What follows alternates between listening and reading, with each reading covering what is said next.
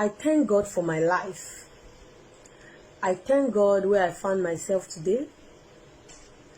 Though my husband is not here with me, I thank God I'm able to stand on my feet.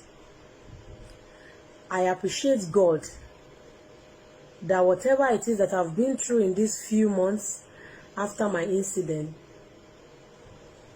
the God I serve has always been at the center of it.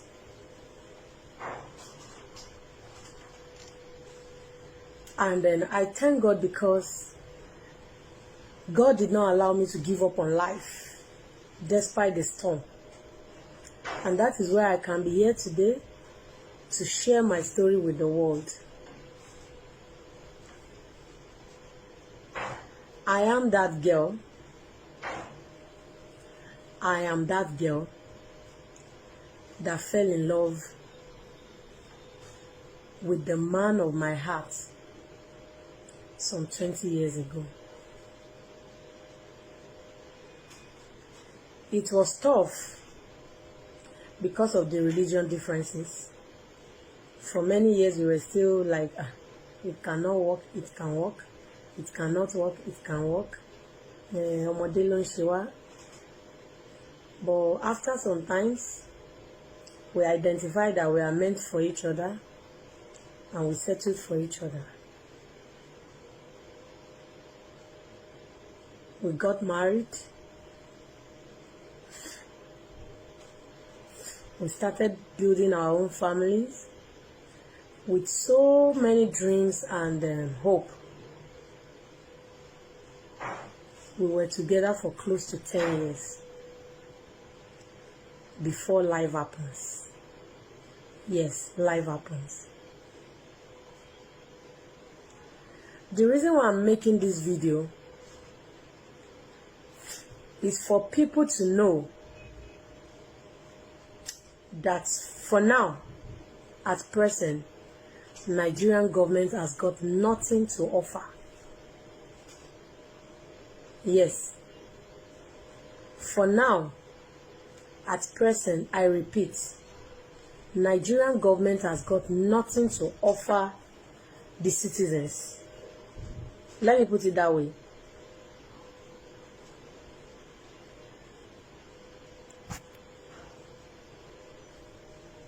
And this is my story. On the 17th of September last year, I woke up in the morning beside my husband as Mrs. Adeyinka Adelodun. He woke up before me. As usual, we prepared ourselves. The children were not going to school. And then we left for work in the morning. And we spoke throughout the day. He called me. Normally, that is our normal daily routine. At least we will talk like 15 times, 20 times. From morning till night before we later meet at home. So I can't really count how many times we spoke that because there was an issue I was handling and he was calling me to update him about the issue. And in the night, he called me if I was already on my way home, and I told him yes, I was already on my way home. And he said okay, he's on his way home as well. We were still talking till I got to Ikeja, till he got to Iyanakwaja. And boom, suddenly I called his number, he didn't pick. And after some time, someone used the number to call me and told me the owner of this phone had an accident, they are at so place. From where I was to get to where he was just like 5 minutes drive. I got there and I met him lying down flat. Not dead, but long gone in coma.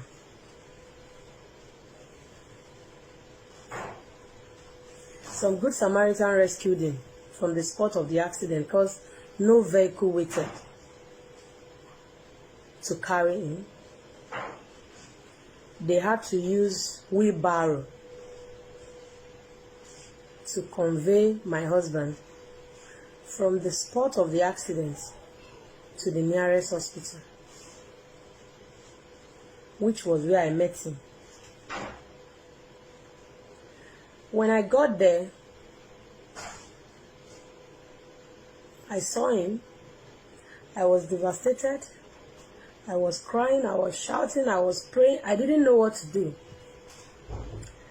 I paid for ambulance from the private hospital because they told me they couldn't handle it. The ambulance took him to General Hospital, Ile-Epo. We got to Ile-Epo. They said there was no bed, and this kind of cases will be better attended to at Ikeja, which is Lagos State University Teaching Hospital, last suit at Ikeja. We faced the place. We got there. They said there is no bed that night. Then I had to come down from the vehicle. I met with the doctor on the counter at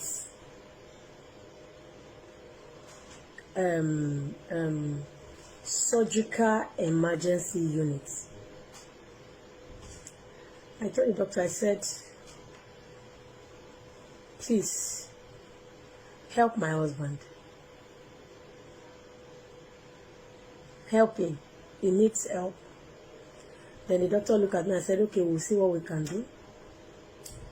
They told me to go for CT scan of his head. We took him there. We did the CT scan. Before we came back, they made a bed available for him. And they took him in at surgical emergency unit at Lasut. And after some minutes, some nurses came. Then I normally heard about coma, watch it in film. I've never experienced it, so I was just thinking probably he fainted. I never knew he was in coma. So some nurses came, they fixed drip, and they gave him, they started attending there. They just checked him, and they said the doctor that will attend to him will come in the morning. And I was like, why will the doctor come in the morning? Then the doctor on duty told me that they are going to fix oxygen for him. What he needs now is oxygen. I said, okay. They fixed the oxygen, which is this normal rubber 2 oxygen. They put it for him. And they told us to wait for a consultant that will come and check on him. This accident happened around 10 in the night. I got to Lasut around past 12. To 12, sorry. And they started attending to him around past 1, just to fix drip, put him on some things, like they put pampers on him and all that in case he wants to suffocate. And later on they fixed oxygen. Then I walked up to the doctor and asked, what happened to my husband? He said, then what's the nature of the accident? I said, it was an accident on the expressway, and according to eyewitness, I was not there. He has not opened his eyes since the accident. Then she said probably it was an head injury, that when the CT scan come out, we'll see. That very night, we got the CT scan results. Within 1 hour, it was out. We collected it. We took it there. And there was no doctor to check the CT scan. My husband was there from that midnight till 4 p.m. No doctor checked on him. You see, this video is difficult for me, but I'm going to try as much as possible because I want to be very detailed. I'm trying to arrive at a conclusion. This is not a joke. This is a true life story. This is my story. I met with the doctor again and I was like, this is 4 p.m. My husband has not opened his eye. And you are telling me, consultant, when will this consultant come? We don't know. The consultant can come at any time. Any moment from now. That was the way she put it, the lady doctor. Then I said, okay, no problem. I kept on praying. My children were there with me. I was holding them tight because I didn't know where the whole thing will end. Then, around 5:30, a consultant came. I saw it on his chest, neurologist. I knew someone that was supposed to check my husband was supposed to be a neurologist. He came and checked everyone beside my husband and left my husband, and he was going. Then I walked up to him. I said, "Yes, sir. You didn't check my husband. They said we are to wait for you. We've been here since midnight." He said nobody brought his file to me. I never knew in a government hospital I'm supposed to be the one to go and carry file that they opened and kept on their own to meet a consultant. Then he walked out on me. Then I was angry and I started screaming. Then someone went to meet him and talk with him. Then he came back and checked him, and he just told me carelessly, "Madam, I cannot promise you anything. This kind of cases is either 90-10. So I cannot promise you anything. And except to give him the best treatment." I can't remember because I was not in the right state of mind. But everything the doctor said that very day rings bell in my head every day. And I said, "Doctor, how do I give him the best treatment? I've brought my husband to the best hospital as far as Lagos State is concerned." He said, "Then you either take him to ICU or you take him to CCU. At ICU, you deposit 150,000, then they will be giving you your bill per day so that you can be paying. And at CCU, you deposit 550,000 or 700,000. Then, as your bill is going, you keep paying. And I can assure you, at that place, they can give him the best treatment he needs. If God says he's going to survive, because no doctor can promise you anything." And at that minute, it dawned on me whether I was going to lose my husband, whether he was going to stay alive.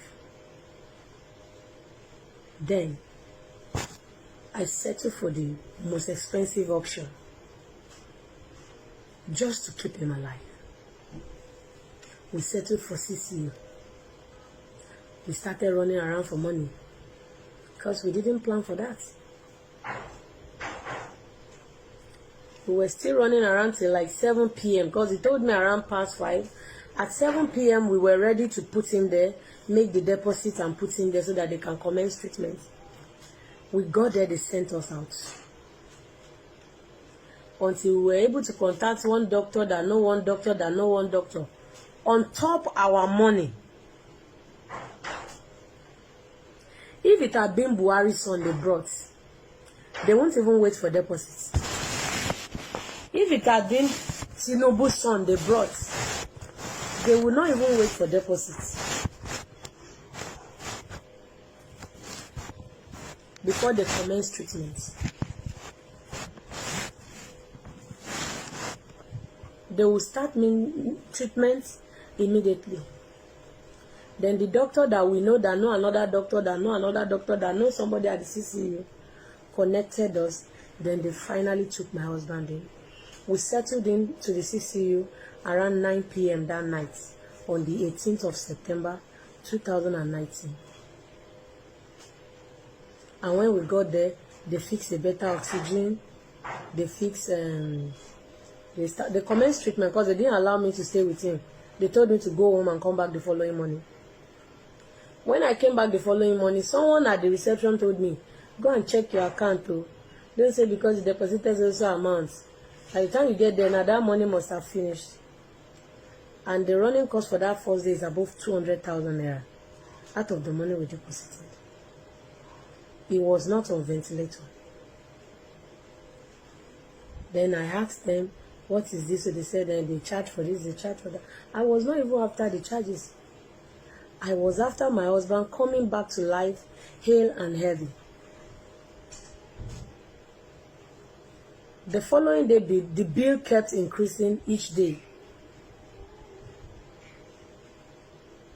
Then outside this, we will still need to go and buy drugs. Outside the money we've paid, we'll buy drugs, we'll do. with that, and after like 3 days we needed to deposit another money.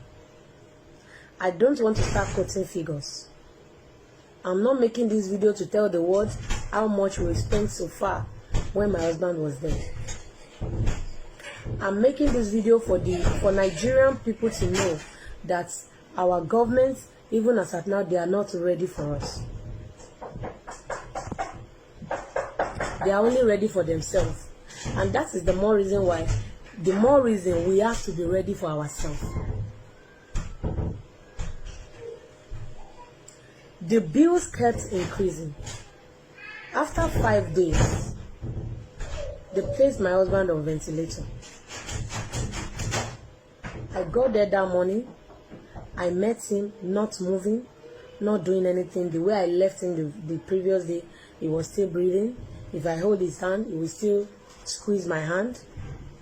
And at that minute, I knew his condition has become more critical. And I walked up to a doctor. I said, what happened to my husband? Why did you put him on ventilation? Because she was a consultant. She assured me, no, don't worry, I have hope. He's going to wake up. We have handled many cases, even more worse, even more this, even more that. Then I start to pray, God, provide money for my husband not to be taken off ventilator. Because as at that time, the only thing that matters to me was for him to come back to life. Even if I have to sell my life, even if I have to lose everything I have in this world, only if the ventilator can bring him back, I was willing to do anything. I asked the doctor again, I said, Ma, are you sure my husband is still okay? She said yes.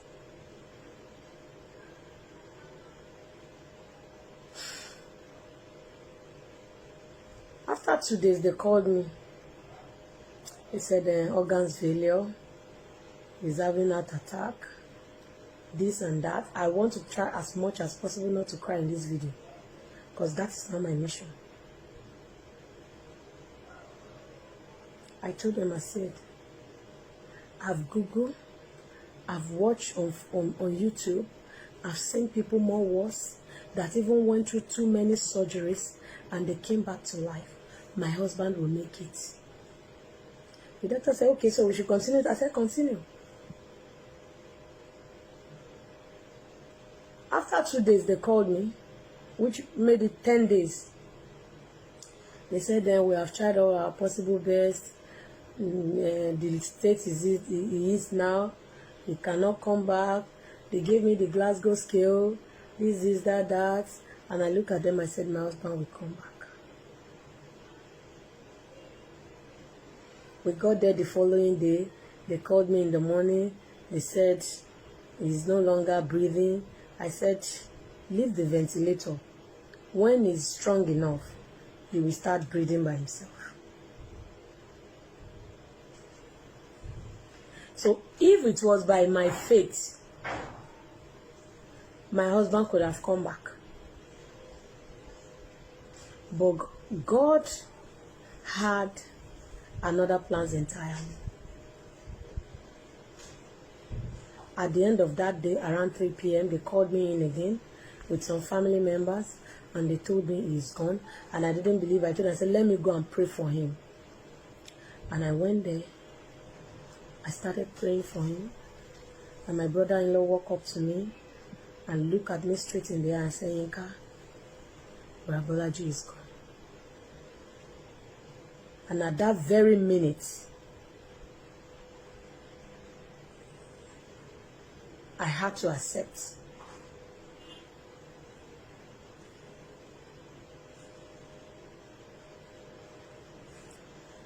So, the essence of my story, my husband is dead today. Whose fault? Coronavirus is killing people all over the world. And now it's in Nigeria. And if people start to die the way people die in America, or coronavirus start to attack the way it has attacked in America, how many people can afford to pay close to 500,000 naira bill per day in order to get oxygen?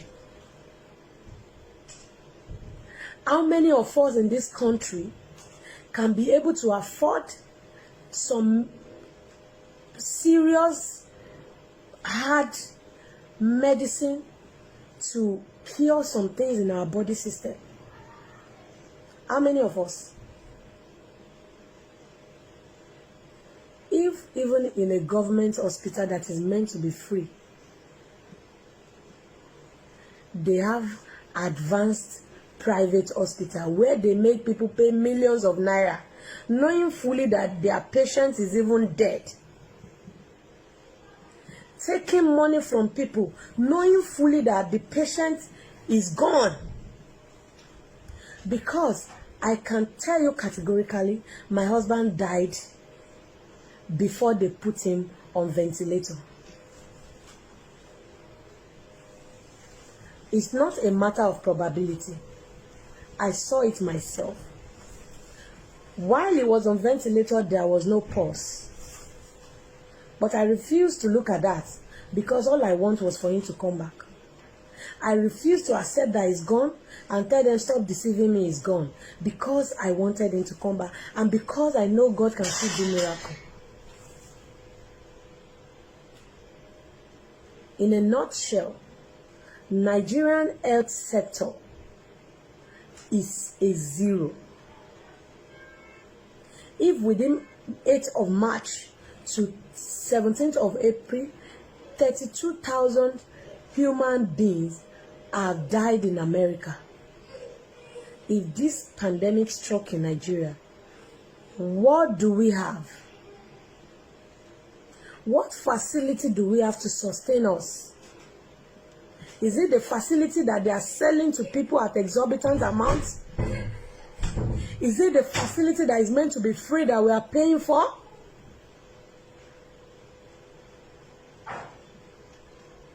I have told one or two people, I said my husband is gone today. It is the government's fault. He could have survived. Such accidents, when the victim had head injury, if there are medical attendants in place, rapid response squad, if they are in place, a victim of motorcycle accident that already had head injury is meant to leave the spot in an helicopter with oxygen already running through his nose. Because what they needed was oxygen. My husband is dead today. Whose fault? Nigerian government. Because the accident that killed my husband was caused by a pothole on an highway. Not just an highway, a federal highway connecting two states. I don't know what a pothole is supposed to be doing on a federal highway. I've been to some advanced countries. I've never seen that there. My husband died today. Whose fault? Government's fault. Because they were so myopic to have allowed some set of people to call themselves all right in order for elites like us to have trust in them and trusting our lives in their hand, not knowing government will not put proper checkup in place. Because if there was nothing like all right, if there was nothing like Gokada that we can request online, I would believe that yes, these people, they are well trained. My husband will never take a ride on the highway. I would love to put everything in God's hand, like that is the way God wants it. I've decided to step forward. I've decided to move forward. But the conscience is telling me, you have to let people know they are not safe. Nigerians, we are not safe. I was able to transfer my husband from their emergency surgical unit to the critical care unit where we paid bill in millions. What about the people that could not afford that? What if there was no help from anywhere for me to be able to afford that? Nobody planned for accidents. That very night after my husband, they brought another 4 victims. 2 of them brought in dead. The same motorcycle accident. The other 2, they rejected them. That there is no bed in a government hospital. Their fates, only God knows.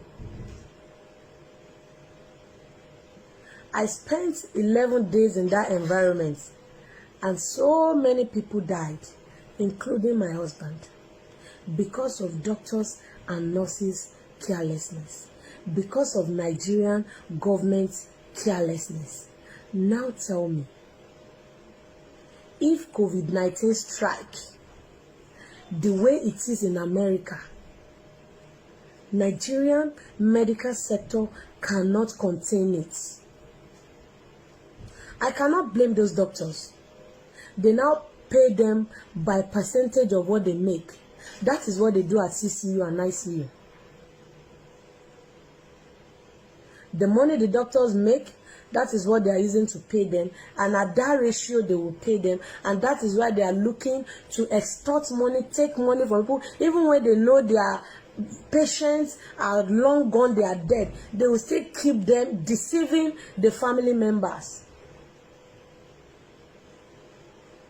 This video can go anywhere.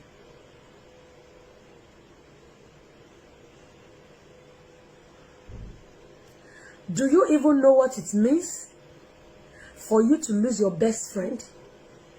The only person you could tell anything without thinking twice, whether it will stay between 2 of you or not, because you know it will definitely stay between the 2 of you. Do you know what it means for me to come online to do this video? Do you know what it means for me to take care of 2 children that we both brought to this life with a plan that we want to take care of them? Do you know what it means for me? Do you know what it means for so many women out there that have lost their loved ones just because of government carelessness?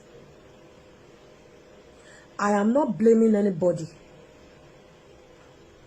I am not trying to pass any blame to governments.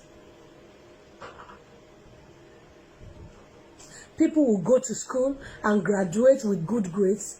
They won't get a job. Everyone on the street of Lagos, on the street of Nigeria, have become hustler, just like they didn't even pass through school. I am a typical example. My husband is a typical example.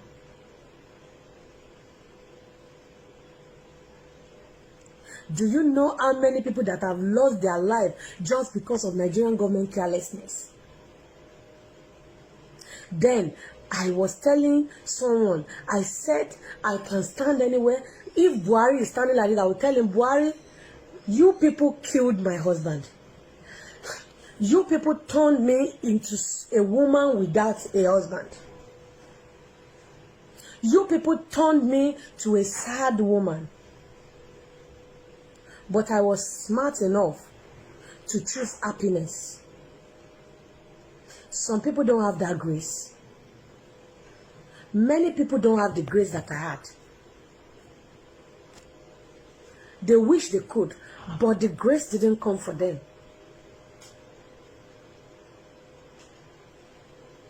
I have been indoor for close to 1 month because of this pandemic. All alone by myself with my children. I have to feed them every day. And I'm doing that alone because of government carelessness. If everything had been in place, if Nigerian government, since the time of civilian, had done the right thing, a lot of this will not happen. I am not going to cry for you people to see my tears. I'm only going to speak it to your face. You cannot keep doing this to people. You can't keep doing this to people. I've seen people died because of loss of their spouse. They couldn't carry on. I've seen people run mad because of loss of a spouse, because they could not carry on.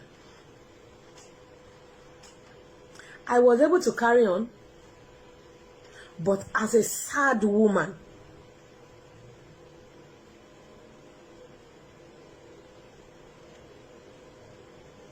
Because my life can never be complete without my husband. It's not possible. We chose each other for a reason. Yes, his time had come, he has gone. But because of your carelessness, Nigerian government, from day one, from the first minute of his accident to the last minute, it was your fault. When Buhari's son had motorcycle accidents, you people used the government private jets to fly him out with immediate effect. And today, he's healthy, he's living, and he's fine. Which means my husband, if he had gotten such attendant, he would have been alive today, living healthy. Even if not healthy, I was ready to take care of him. I was ready for whatever outcome, as far as it is not death. God will judge you. God will judge all of you, Nigerian government. God will judge all of you. And we have been indoor for 1 month. You did not even in any of your speeches remember that there are widows indoor taking care of their children all alone by themselves. Yes, we are many, thousands of us all across the country. American government made provisions for widows. Europe government made provisions for widows. Only Nigerian case is different. A lot of people are indoor, they couldn't feed their children, they are dying in hunger. And you people are in your home, eating, filling your